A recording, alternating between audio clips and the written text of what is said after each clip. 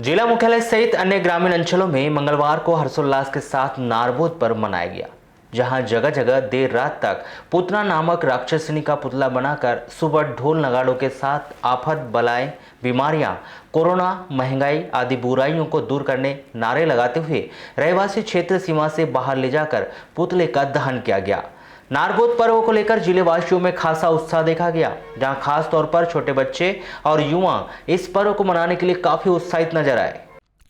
इसी कड़ी में प्रतिवर्ष के अनुसार इस वर्ष भी नगर में नारबोद पर्व की धूम देखी गई, जहां नगर के वार्ड नंबर 11 बूढ़ी शिव मंदिर परिसर में स्थानीय लोगों के द्वारा देर रात तक पुतना नामक राक्षसनी का पुतला बनाया गया, जिसे कोरोना से डर गए और महंगाई से मर गए थीम पर सजाकर सुबह नारबोद का जुलूस निकाला गया। बैंड बाजे के साथ निकाला गया यह नारबोद का जुलूस घेउनजारी नारबोद के नारों के साथ ही बूढ़ी से होते हुए बस स्टैंड, भटेरा चौकी, रेलवे क्रॉसिंग से भटेरा चौकी नाका के आगे सीमा से बाहर ले जाया गया, जहां घेउनजारी नारबोद चिल्लाते हुए पुतला का दहन किया गया। ये तो बहुत पुरानी परंपरा, जब कृष्ण जी इस युग में थे उस समय कृष्ण जी ने ही इस पुतले का वध किया था।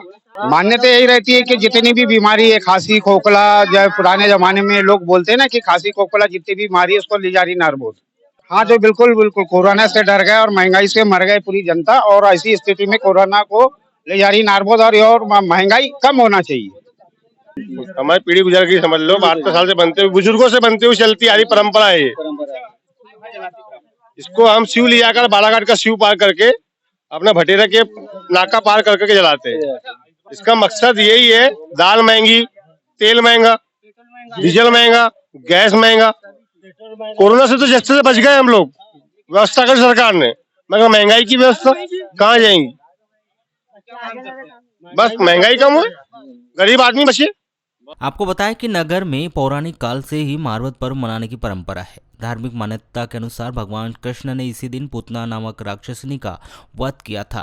तब से यह पर्व पोला पाटन के दूसरे दिन मनाया जाता है। इस दिन पुतना नामक राक्षसनी का एक पुतला बनाकर लोग आफत, बलाएं, बीमारी, महंगाई आदि बुराइयों को भी नगर या गांव की सीमा से निकालने की बात कहते हुए तमाम बुराइयों को घेउनजारी नारबोद कहकर पुतले का भ्रमण कराकर गाँव या शहर की सीमा से बाहर ले जाकर पुतले का दहन करते हैं।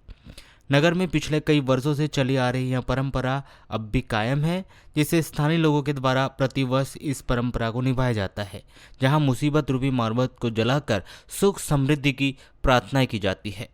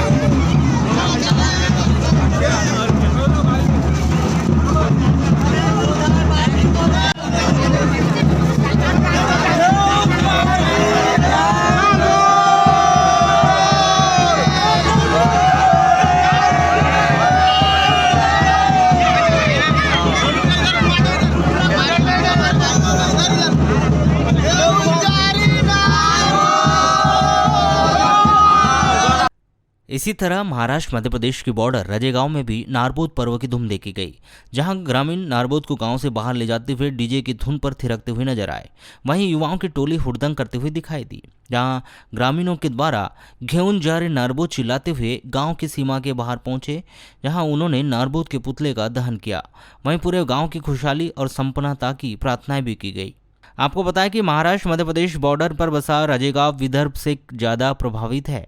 वहीं विदर्भ के गोंदिया और नागपुर में इस पर्व को विशेष रूप से मनाया जाता है, जहां दूर दूर से लाखों की संख्या में लोग काली और पीली मारबत को देखने के लिए उमड़ते हैं। शायद यही वजह है कि सीमा क्षेत्र से सटे राजेगांव में इस पर्व को लेकर काफ़ी अहमियत दी जाती है और लोग प्रतिवर्ष नारबोद पर्व को हर्षोल्लास और धूमधाम के साथ मनाते हैं।